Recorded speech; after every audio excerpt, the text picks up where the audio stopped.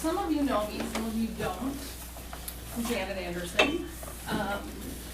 And it's interesting that I get to talk about aligning your career with God's mission, because that's what he's been doing in my life, probably my whole life, I would say. And when I was looking over like the scripture verses that come with what we get to talk about, there was one that stood out to me, two. Let each of you lead the life that the Lord has assigned, to which God called you. When you're going to do work to align your career and your passion with what God has written, it's already written. He already whispered it into your heart, and you have to listen for it. So that was the number one thing that stood out to me.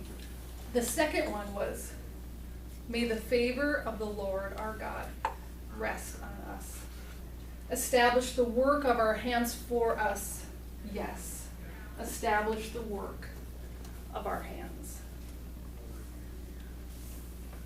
When I was a little girl, probably 5 years old, I would have dreams of standing in front of oceans of people, talking with them.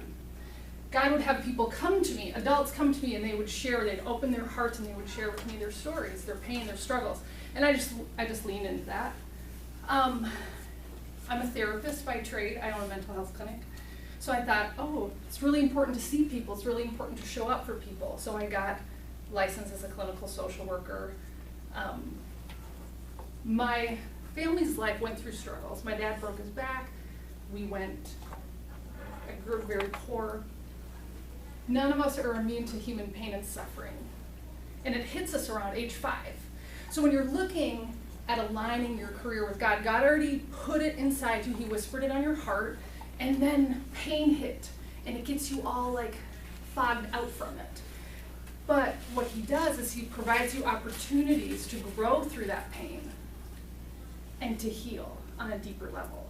Because when you have that pain and it's fogging you out from like his calling, from what you're supposed to be doing, for what your purpose is in life, and if you look at social media, that's what everyone's like, what's my purpose? What's my calling? What am I supposed to be doing? And the thing is, it's not out there, it's in here. So if you're gonna align, you have to do your work. And none of us, because I hear it in my office, I hear it in my life coaching business, none of us are immune to that human pain and suffering. And we are a mixture of light and a mixture of darkness. And we abandon that dark part of us. But I love this, like where there is light, darkness has no hold. That is the gift that he has given us. So when we do the work, we decide to do the work, he starts and you start pulling away the stuff that's fogged you out.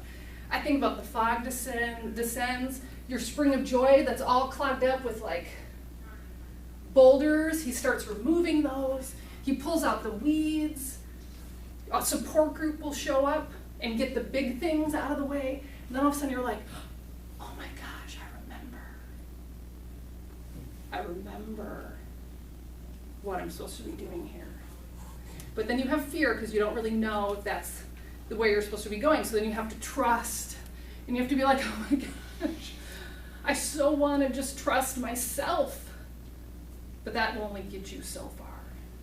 Because each of us, when we're aligning, we have to go from this spot in our life where we are driven by our ego, our defense mechanisms, and then we have, that's protecting us from our pain, and then we have our facade of fear, I call it.